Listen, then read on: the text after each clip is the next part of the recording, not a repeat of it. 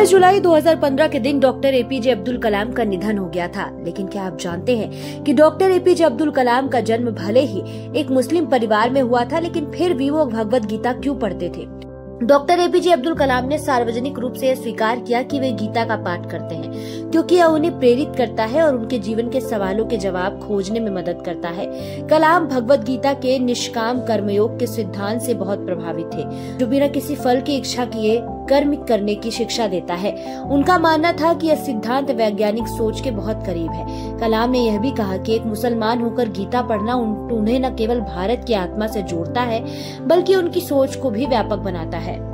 Doctor Abdul Kalam का सपना क्या था? अब्दुल कलाम के पिता चाहते थे कि वह कलेक्टर बने, लेकिन जब दूसरों की निगाहें जमीन पर होती तब कलाम की नजरें आसमान पर होती थी। उनका सपना था भारतीय वायुसेना में लड़ाकू पायलट बनना। कलाम ने आसमान में पक्षियों को उड़ते देख अपना भी लक्ष्य उड़ने का बना लिया था। अपने सपने को पूरा करने के लिए विज्ञान की पढ़ाई की और बाद में मद्रास इंस्टीट्यूट ऑफ टेक्नोलॉजी से एरोनॉटिकल इंजीनियरिंग में डिग्री हासिल कर ली। उन्हें पता था कि पायलट बनने के लिए उन्हें तकनीकी दक्षता और शारीरिक तैयारी की आवश्यकता होगी। इंजीनियरिंग की पढ़ाई के बाद उन्होंने देहरादून स्थित एयरफोर्स सिलेक्शन बोर्ड में आयोजित पायलट चयन परीक्षा में भाग लिया। उस समय भारतीय वायुसेना केवल 8 पायलटों का चयन कर रही थी। महज एक कदम पीछे रह जाने के कारण उनका चयन नहीं हो सका। विज्ञान के युग में अब्दुल कलाम के क्या योगदान थे? डॉक्टर अब्दुल कलाम का वो सपना अधूरा रह गया, लेकिन उस अधूरे सपने ने एक पूरा विज्ञान युग रच दिया।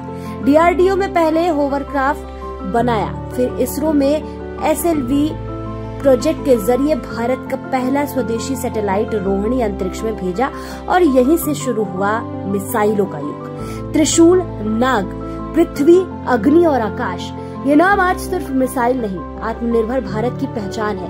यहीं से डॉक्टर एपीजे अब्दुल कलाम को भारत के मिसाइल मैन की उपाधि मिली। डॉक्टर कलाम राष्ट्रपति कैसे बने? 1998 में जब अटल बिहारी वाजपेयी भारत के प्रधानमंत्री बने, उन्होंने कलाम को केंद्र सरकार में एक कैबिनेट मंत्री के विज्ञान और प्रौद्योगिकी या रक्षा अनुसंधान से संबंधित मंत्रालय संभालने का प्रस्ताव दिया। इसे कलाम ने विनम्रता पूर्वक अस्वीकार कर दिया। साल 2002 में वाजपेयी सरकार ने राष्ट्रपति पद के लिए उनका नाम प्रस्तावित किया, जिसे सभी प्रमुख दलों ने समर्थन दिया।